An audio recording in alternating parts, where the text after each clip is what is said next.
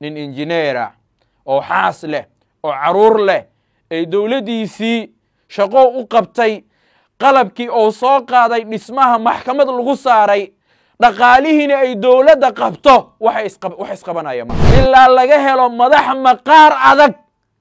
oo dulmiga iyo takrifalka iyo cadaalad darada iyo qaacinimada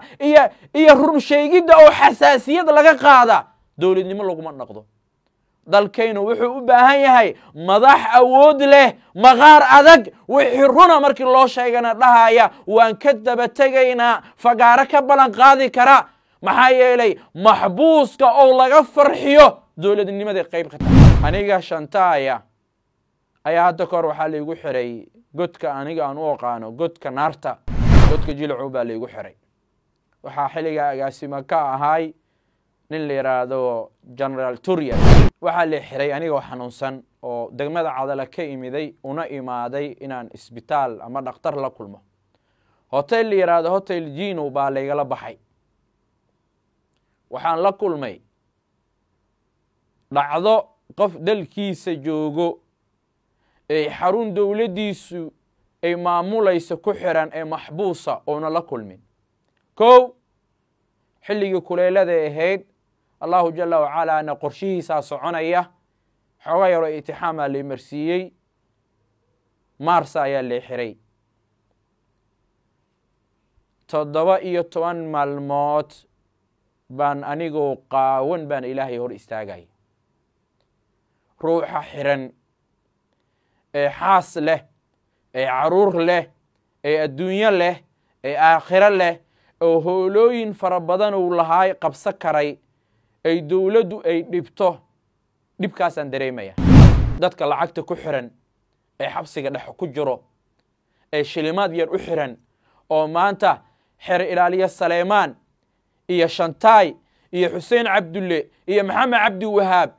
hadii la weydiiyo ay qaaraami karaan xuriyadoodana dib loogu soo celi karo ayaa aad u badan dawladda maanta dalka ka talisa aad baa looga baqaya aad baa looga cabsadaa walaga argagaxa loo marru sheegi karo saxaafadii Soomaaliya gaar ahaan dadka magaalada Muqdisho joogo dadka gobolka Banaadir ku nool barnaamijka cidna way ka hadli weysay nin walba banaanka uu ka istaagay bismillaah wassalaatu wassalaamu ala rasuulillah wa Shantaay waxa mahad leh bilaaw iyo dhamaad Allahu rabbul alamin oo ah sareeye waxaan halkan ka salaamayaa umahad celinaya dadka ku hoolan dalkaynu inuu hagaago qorshaha Ilaahay si buuxda in loo qaato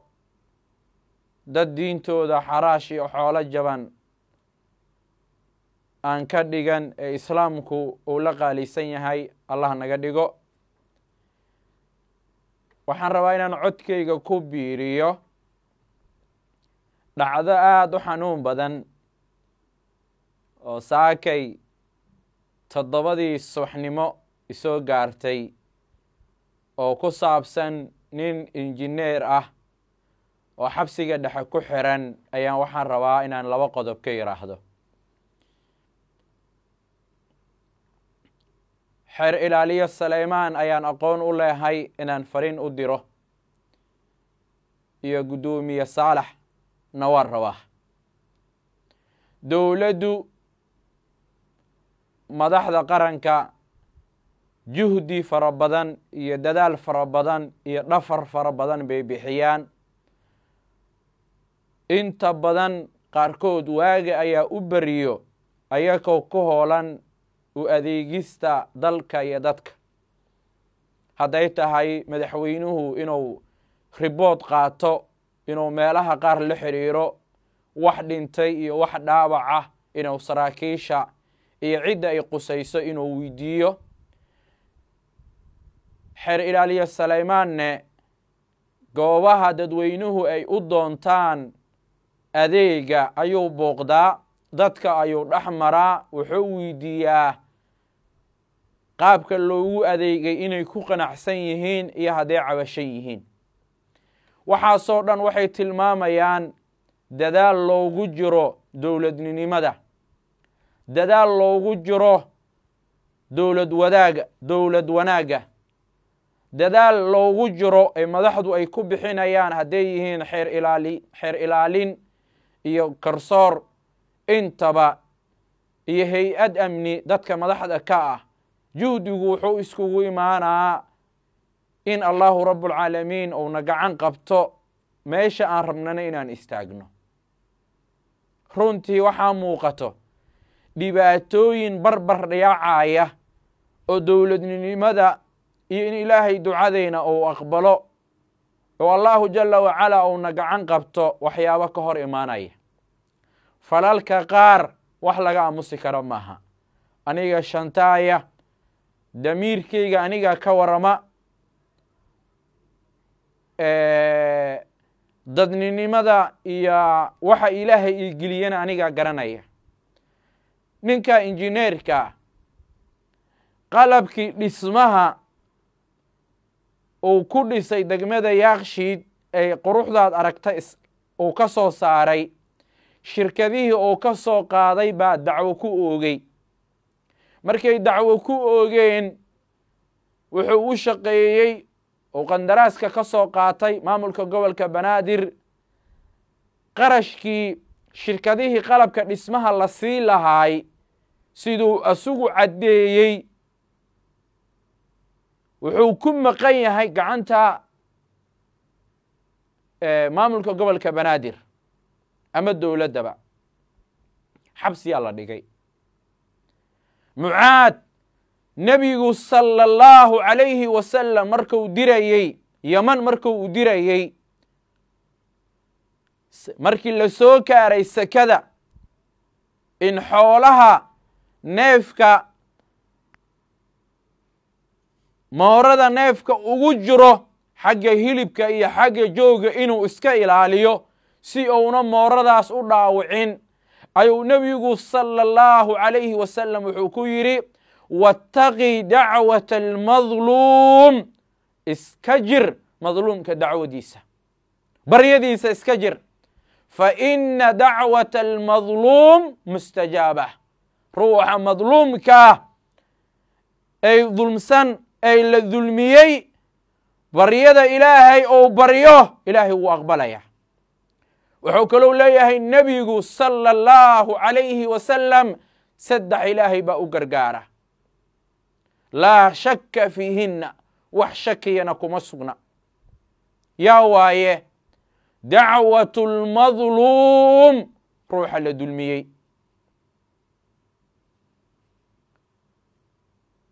wa dacwatu lmusaafir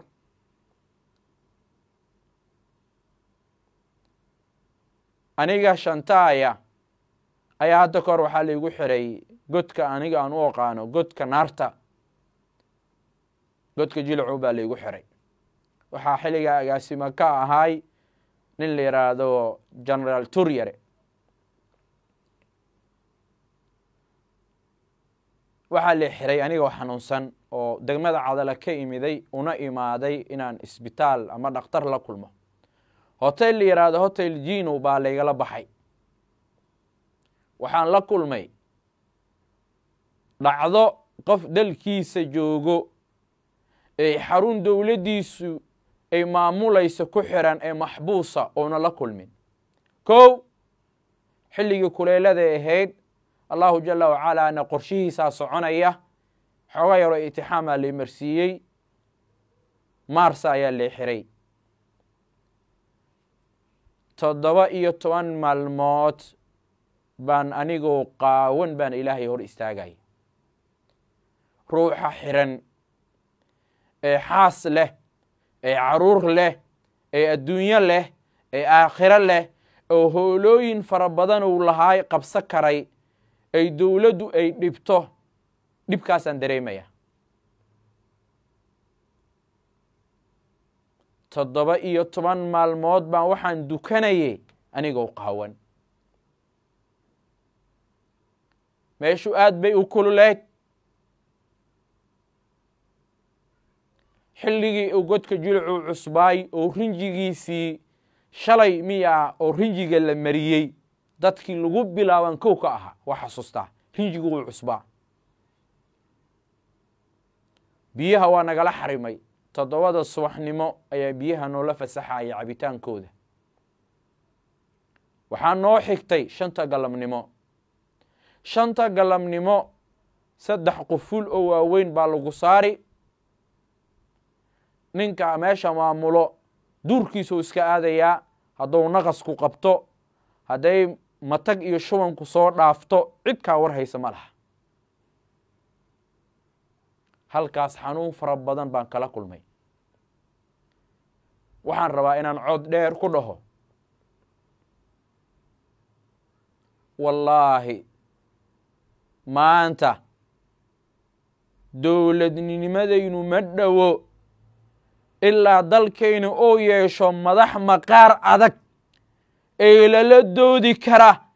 ee wixii taagan oo dalka iyo dadka dulmi ku ah ay dowladnimada iyo dowlad wanaaga dhaawacaya madax lagala doodi kara markii lagala doodana aqbali karto ilaa aan helno dowladnimadaynu ma dhowa gudoomiye xeer ilaaliye Saleymaan ha loo geeyo warkan ilaa la helo madax awood leh ay dalkan ragga ugu sareeya ah ay haladeeyo iyo hala soo xira dadka la rabo in warkayga la gaarsiiyo ay awooda Ilaahay siiyay ilaa laga helo madax maqaar adag oo dulmiga iyo takrifalka iyo cadaalad darada iyo qaacinimada iyo run sheegida oo xasaasiyad laga qaada dowladnimo laguma dhaqdo dalkaynu wuxuu u baahan yahay madax awood leh maqaar adag wixii runa markii loo sheegana dhahaya waan ka daba tagaynaa fagaara ka balan qaadi kara maxaa yeelay maxbuuska oo laga farxiyo dowladnimada qayb ka tahay nabigu sallallahu alayhi wasallam ba waxa la yiri afdalul a'mal maxaa ugu fadli badan ayyul a'mali ahabbu ila allah ayyul a'mali أحب إلى الله مركز النبي صلى الله عليه وسلم سرور تدخله على مسلم روح مسلمة أو قلبي ساعد فرحت جلسه نين إنجنيرا أو حاسلة أو عرور له أي دولتي سي شقو قبتي قلبكي أو ساقا داي اسمها محكمة الغصاري دقاليهن أي دولة قبته وحيس قبنا يا مها إلهينا رالي نوغا نغن مايو أنو إلهي بان أقون الله هاي عدير بان كده هيا وحو إلهي نعب يهي إيا وحو إلهي بلش مسلمة كربو أيان أقون الله أن لا يوقف سكرين الله جل وعلا إن الأبرار وجمع بار إلهي دتك قيمها تاغن أي أولئك هم الراشدون أي شابدو كل عضي أي هنونسن أي إلهي دورتي إني رالي قليان أي الله جل وعلا جدك أو ربو بذحي مذيك أنك قوي عن مركو تلماما يوحو يري ويدعمون الطعام على حبه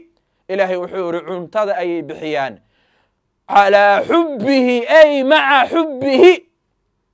أيكو جعل يسيان إلهي وحور سدح قولو أي قوديان مسكينا إلهي وحور مسكين كي قوديان مسكين كأي أطران بقباهن بيدرجيان الله وحوري ويتيما أكون كان ويكفالا قادان بوسكي أبيه أي أبوحيان مدريم سيان إنو أقون يهي بلشدو مالين كأي دادك داديسا أي عيارا يان ولا عيارا لبسكا عرورتا والدين تودو أي نوليهين أي قشتان ويوقليان إلهي وحوكلو يوري وأصيرا محبوس كانوا ويوقرقاران